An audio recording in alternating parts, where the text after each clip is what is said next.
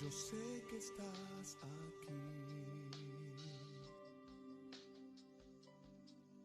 Siento tu cambio. Que el Señor nos sea bendiciendo. Continuando con nuestros estudios de discipulado, esta vez bajo el título Las palabras bíblicas para el pecado, hoy vamos a conocer uno de los estados en los que se puede encontrar el hombre cuando vive en pecado. Sabemos de que el pecado son acciones que cometen los hombres que se rebelan contra Dios y que no permiten de que el propósito de Dios se cumpla en la vida del hombre, en la vida del ser humano. Y podemos describir al pecado como un estado permanente, un estado fijo en el que el hombre se puede encontrar porque está separado de Dios, porque no tiene a Dios en su vida. Y podemos encontrar dos términos que pueden describir esta situación, que pueden describir el pecado. Uno de ellos es la palabra racha, que se traduce como malo o como impío.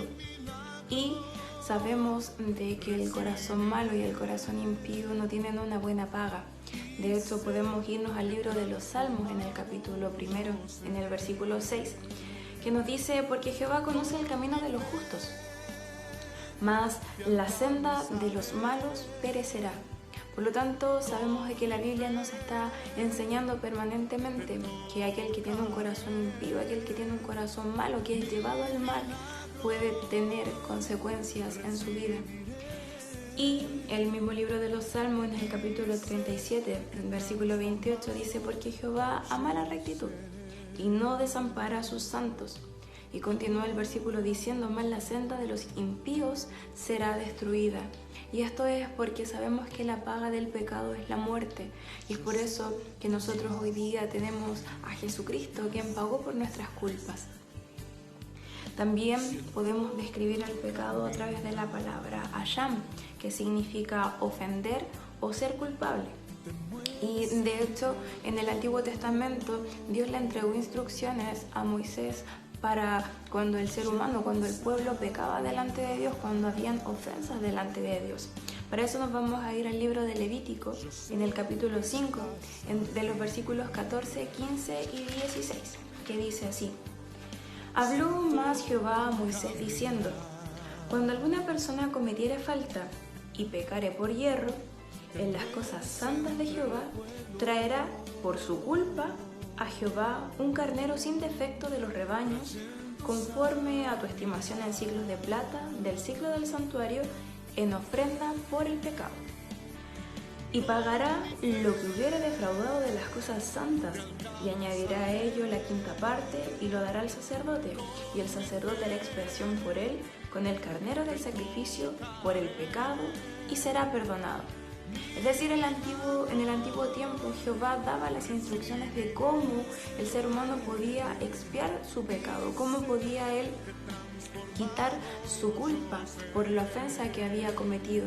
Hoy día nosotros ya no vivimos bajo la ley, vivimos bajo la gracia.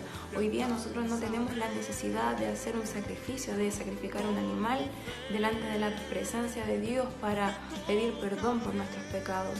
Hoy día sabemos que hoy podemos libremente dirigirnos ante las plantas del Señor y pedir misericordia, pedir que Él perdone nuestro pecado.